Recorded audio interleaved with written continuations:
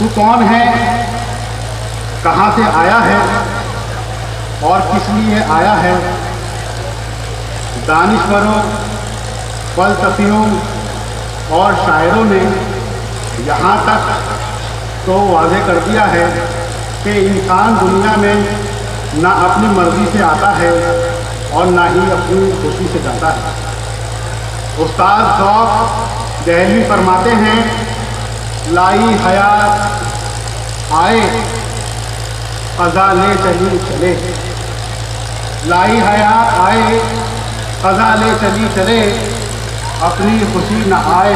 نہ اپنی خوشی چلے۔ لہذا ہمیں یہ ماننا پڑے گا کہ کوئی غیبی طاقت ہے جو ہمیں دنیا میں کسی خاص مقصد سے بھیجتی ہے اور پھر ایک مقرر و معین مدت کے بعد وہ دنیا سے ہمیں واپس بلا لیتی ہے اور یہ پوچھتی ہے کہ ہم نے تمہیں جس مقصد کے لیے دنیا میں بھیجا تھا، تم نے ہمارے اس مقصد کو کس حد تک پورا کیا؟ اس غیبی طاقت کو ہر مذہب اور ہر دھرم کے لوگ اپنی اپنی بھاشا اور زبان میں الگ الگ ناموں سے بلاتے ہیں۔ کوئی اس کو ایشور کہتا ہے، کوئی بھگوان کہتا ہے، کوئی خدا کہتا ہے، کوئی پروردگار کہتا ہے، کوئی گاڈ کہتا ہے، کوئی واحد گرو کہتا ہے۔ اللہ اپنے آخری سندیش اور پیغام میں کہتا ہے، اے لوگو، کیا تم یہ سمجھتے ہو کہ ہم نے تم کو یوں ہی بے مقصد پیدا کیا ہے اور پھر تم کو ہمارے پاس واپس لوٹ کر نہیں آنا ہے؟ اور ایک دوسری جگہ آیت ہے، میں نے انسان اور جنات کو صرف اپنی عبادت اور پرستش کے لیے پیدا کیا ہے۔ اب ہمیں یہ جاننا ہے کہ عبادت اور پرستش کیا ہے اور کیسے کی جاتی ہے۔ لفظ عبادت کے معنی کیا ہے؟ عبادت عربی کا لفظ ہے جس کے معنی ہے پرستش کرنا یا پوجنا، اور اسی لفظ سے عبد بنتا ہے جس کے معنی غلام ہونے کے ہیں، محکوم کے ہیں۔ اور ناظرین کرام، میں توجہ چاہوں گا کیونکہ یہ بہت اہم بات ہے، یہ بہت اہم لائن ہے، اس لیے پلیز اپنا کانسنٹریٹ جو ہے وہ بہت گہرا رکھیے گا اس کے اوپر، کیونکہ تو کچھ لوگ لفظ عبد کے معنی لیتے ہیں بندے کے، مگر اس پر غور نہیں کرتے کہ لفظ بندہ بھی فارسی کا لفظ ہے اور اس کا ترجمہ بھی غلام اور محکوم ہوتا ہے۔ اور عبادت کے معنی پرستش کے بھی ہیں، پرستش کرنے کے ہیں، اور پرستش بھی فارسی کا لفظ ہے جس کے معنی پوجنے کے ہیں، اور پوجنے کا مطلب ہوتا ہے کسی کی مدح و ثنا کرنا، اس سے پیار و محبت کرنا، اس کی خوشی پر راضی رہنا، اس کی رضا پر راضی رہ کر چلنا، اور حد الامکان اس کی عزت و احترام کرنا۔ اور ظاہر ہے کہ کسی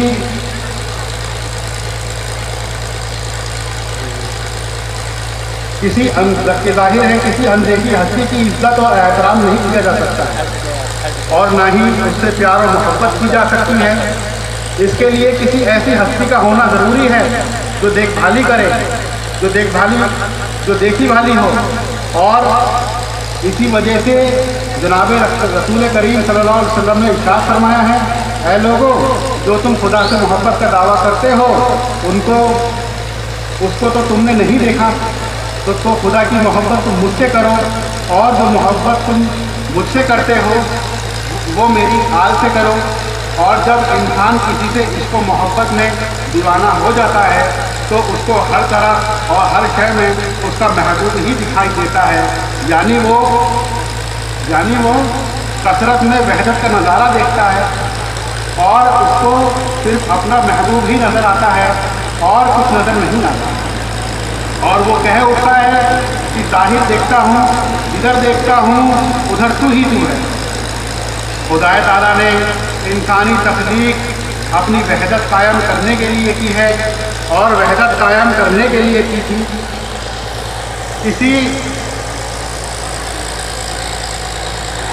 کسی مخصوص ہستی کو منتخب کرنا پڑتا ہے، یعنی کسی سے محبت کرنے کے لیے کسی مخصوص ہستی کو منتخب کرنا پڑتا ہے جس کا جلوہ کثرت میں دیکھا جا سکے، اور اس منصوب ہستی کا جانا پہچانا ہونا ضروری ہے۔ اس لیے خدا تعالیٰ حدیث قدسی میں ارشاد فرماتا ہے، میں چھپا ہوا خزانہ تھا، میں نے چاہا کہ پہچانا جاؤں تو اس نے خلق کیا، یعنی پیدا کیا۔ اور چونکہ اندیکھے خدا کی معرفت عقل انسانی سے باہر ہے، اس لیے صوفیہ اکرام کا متفق فیصلہ ہے کہ ذات خدا بندی پر غور و فکر نہ کرو بلکہ اس کی صفات پر غور کرو۔ مولانا روم فرماتے ہیں، ذات حق را بے صفاتش کس نہ دی،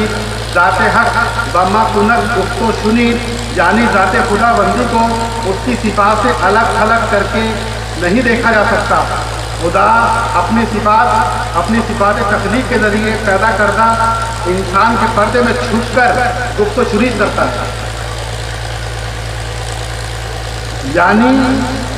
خدا کا جلوہ انسانی برزخ و پردے میں ہی دیکھا جا سکتا ہے۔ رامپور کے بزرگ شاہ ایمان الدین صاحب اپنے پیر شاہ درگاہی کی شان میں فرماتے ہیں، اس کو بس محبوب اپنا جانی ہے، اس کی صورت میں خدا جانی ہے۔ رامپور کے ایک اور بزرگ سیدنا شاہ عابد علی میاں فرماتے ہیں، بجز عشق و محبت کچھ نہیں مذہب میرا عابد، بشکل پیر و مرشد ہی نظر مجھ کو خدا ہے۔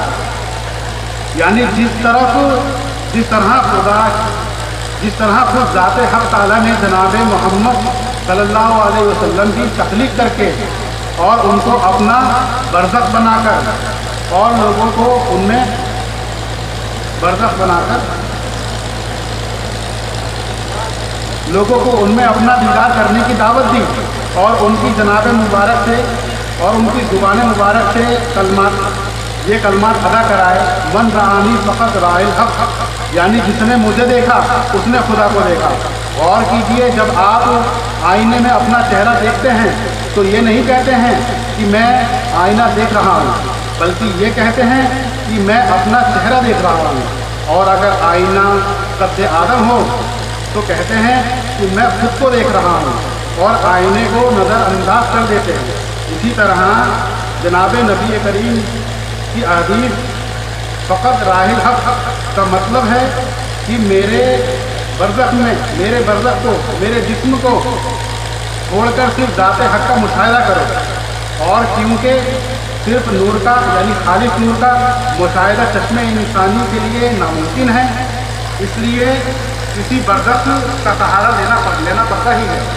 مرزا غالب فرماتے ہیں، لطافت بے کثافت جلوہ ہرگز کر نہیں سکتی، چمن بنگار ہے آئینہ باد بہاری کا، یعنی باد بہاری کو انسانی آنکھ نہیں دیکھ سکتی ہے، مگر چمن میں پیڑ پودوں کو، سبز شاداب اور پھولوں کو کھلا ہوا دیکھ کر انسان جان لیتا ہے کہ یہ سب باد بہاری کے کرشمہ سازیاں ہیں۔ اب آپ کی سمجھ میں مولانا روم کا شعر ذات حق بما کنت کا مطلب ضرور آ گیا ہوگا، یعنی ذات حق پیر و مرشد کے برزخ میں مجھ سے گفتگو کرتی ہے، اس لیے مخدوم سیدنا شاہ عابد علی میاں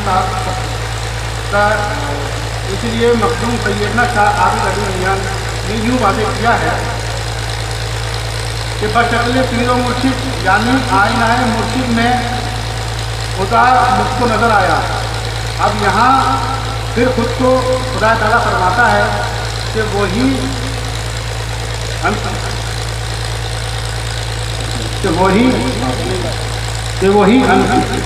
وفی انفسکم افلا تبصرون، یعنی خدا کو یعنی خود کو پہچاننے کی کوشش کیوں نہیں کرتے؟